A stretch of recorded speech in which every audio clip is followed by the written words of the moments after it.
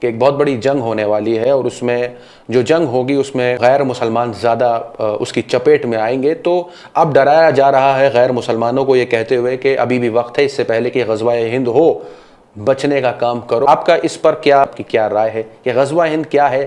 دیکھیے، غزوہ بڑی امپورٹنٹ بات ہے یہ۔ سب سے پہلی غزوہ اس جنگ کو کہتے ہیں جس میں پروفٹ نبی اکرم صلی اللہ علیہ وسلم خود شریک ہوں، حصہ لیں۔ اس کے علاوہ باقی جنگوں کو غزوہ نہیں کہتے، اس کو سریہ کہتے ہیں، اس کے اندر عربی زبان کے سریہ۔ غزوے صرف وہ ہیں جس کے اندر رسول اللہ صلی اللہ علیہ وسلم خود شریک ہوئے، جنگیں اور وہ شریک ہوئے۔ اب آخری غزوہ جو ہوا وہ غزوہ تبوک تھا، جنگ تو نہیں ہوئی لیکن اس میں خود شریک ہوئے، وہاں تک گئے، وہ جو رومن امپائر تھی اس کی بارڈر تک، اور وہاں سے واپس آئے تو خود اس کے اندر شریک ہوئے۔ تو یہ تھا غزوہ تبوک، یہ تو لاسٹ تھا سن 9 ہجری میں، اور اس کے ایک سوا سال بعد دنیا سے تشریف لے گئے۔ اس کے بعد کوئی غزوہ نہیں ہوا جس میں خود شریک ہوئے ہوں۔ تو اب غزوہ ہند کب ہوگا اور اس میں وہ خود کیسے شریک ہوں گے؟ 2 حدیثیں میں آپ کو، بہت سی ہیں جو حوالہ دیا جاتا ہے جو آتی ہیں، ساری کی ساری یا تو موضوع ہیں گڑھی ہوئی، یا اتنی ضعیف ہے کہ ان کو ہم نہیں لے سکتے۔ 2 ہیں جن کو ہم کنسیڈر کر سکتے ہیں، بس 2۔ وہ 2 میں سناتا ہوں آپ کو۔ ایک ہے اصابتان من امتی، یہ حضرت ثوبان مولا سے روایت ہے، احرزہما من النار، میری امت کے 2 گروہ ایسے ہیں جنہیں اللہ نے احرزہم اللہ من النار، اللہ نے نار جہنم سے، آگ سے سرکشت محفوظ کر دیا ہے۔ اصابت تغزو الہند، ایک وہ جو ہند میں غزوہ کرے گا، ایک وہ جو عیسیٰ ابن مریم کے ساتھ ہوگا، ماں عیسیٰ ابن مریم، وہ دوسرا ہے۔ یہ ایک حدیث ہے۔ ایک دوسری سن لے، پھر میں اس کے اوپر بات کرتا ہوں۔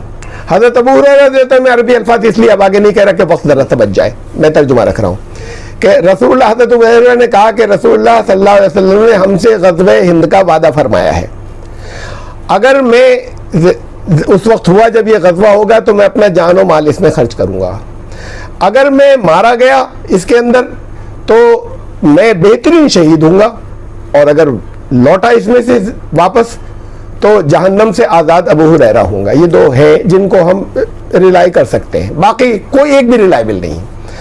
کچھ روایات یہ جوڑ دیتے ہیں، ادھر کی مہدی کا ایک موضوع ہے جس کا اس سے کوئی تعلق ہی نہیں، وہاں پہ بھی کچھ ہند کا نام آیا ہے، وہ بھی اس میں لا کے جوڑ دیتے ہیں، اور یہاں پہ لوگوں کو چونکہ ہند نام آ گیا تو اس میں جوڑ جوڑ کے وہ لوگوں کو سناتے رہتے ہیں اپنا ایک ٹاپک بنا کر۔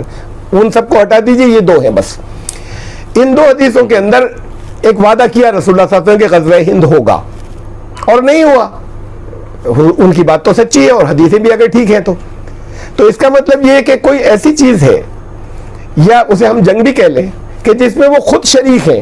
اب خود شریک کیسے ہوں گے؟ مادی طور پر، میٹیریلی، شاریرک طور پر، جسمانی طور پر تو نہیں ہو سکتے۔ اس کا مطلب روحانی شرکت ہوگی، پہلی بات۔ اگر کوئی غزوہ ہند ہے تو اس میں نبی صلی اللہ علیہ وسلم کی روحانی شرکت ہوگی، پرسنلی فزیکلی نہیں ہوگی شرکت۔ آپ دنیا سے تشریف لے گئے، آخری دفعہ جنگ تبوک تھا، اس کے بعد بھی کوئی غزوہ نہیں ہوا۔ اگر کہیں محمود غزنوی آیا، بعض لوگ کہتے ہیں وہ ہو گیا، نہیں تو وہ تو بہت بات کی بات ہے، غزوہ تبوک لاسٹ تھا۔ اب اگر کسی میں شریک ہوں گے تو وہ روحانی ہوگا، نمبر 1 روحانی شرکت، یعنی تمثیلی بات ہے، ایلیگوریکل۔ اگر ان کی شرکت، سملت ہونا وہ روحانی ہے تو پھر غزوہ یعنی جنگ جو ہے وہ جنگ بھی تلواروں، ہتھیاروں اور توپ کی اور بندوقوں کی نہیں ہے، پھر وہ بھی جو ہے وہ ایلیگوریکل ہے، جنگ جو ہے۔ اس بات کو سمجھنا ہوگا کہ جنگ بھی ایلیگوریکل ہے، جس کے اندر ان کی شرکت ہوگی۔ وہ جنگ ہتھیاروں کی نہیں ہے کہ آئیں گے اور انہیں فتح کر لیں گے اور سب کو یہ کر لیں گے، یہ جتنی باتیں چل رہی ہیں۔ ایک تیسری بات یہ سمجھ لیا انہوں نے، سپوز کر لیا کہ ہندوستان میں تو سارے غیر مسلم ہیں اور غزوے کے اندر مسلمان جیتیں گے، رسول اللہ صلی اللہ علیہ وسلم ساتھ میں ہوں گے۔ پہلی بات تو وہ ہار جیت کی ایسی بات نہیں تھی۔ بہرحال یہ کیوں نہیں سمجھتے یا یہ کیوں نہیں سوچ سکتے کہ کوئی کبھی ایسا وقت بھی ہو سکتا ہے کہ یہ اس ملک کے اندر سارے لوگ جو ہیں وہ سچائی کو تسلیم کر لیں اور وہ ساری دنیا سے منوانے کے لیے نکلیں، وہ غزوہ ہند ہو، ہندوستان سے نکلے اور اس میں روحانی شرکت ہو رسول اللہ صلی اللہ علیہ وسلم کی۔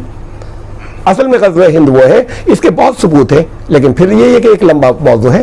یہ سمجھ لیں کہ کوئی جنگ نہیں ہوگی ایسی یا فزیکل، اس لیے کہ جس میں فزیکلی محمد رسول اللہ صلی اللہ علیہ وسلم آ جائیں، جب نہیں ہوگی تو وہ غزوہ ہند میں نہیں ہوگا جسے وہ سمجھ رہے ہیں اور جس کا شور مچاتے ہیں اور جس کے کاؤنٹر میں یہاں پر لوگوں کو الرٹ کیا جاتا ہے۔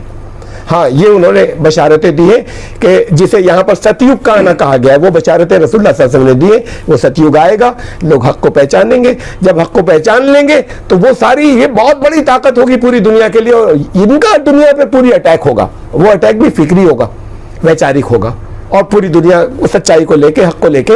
اور یہ ہے جس میں وہ امامت وشو نریش پد پر پائے جائیں گے، امامت عالم کے منصب پر آ جائیں گے. تو اصل بات تو ریورس ہے، ان کا حملہ ہوگا بجائے اس کے کہ ان کے حملے کے. یہ حملہ بڑا پاکیزہ اور اچھا حملہ ہوگا. یہ جنگ ہوگی، لیکن یہ جنگ ویچارک ہوگی، اور اس میں روحانی طور پہ رسول اللہ صلی اللہ علیہ وسلم شریک ہوں گے.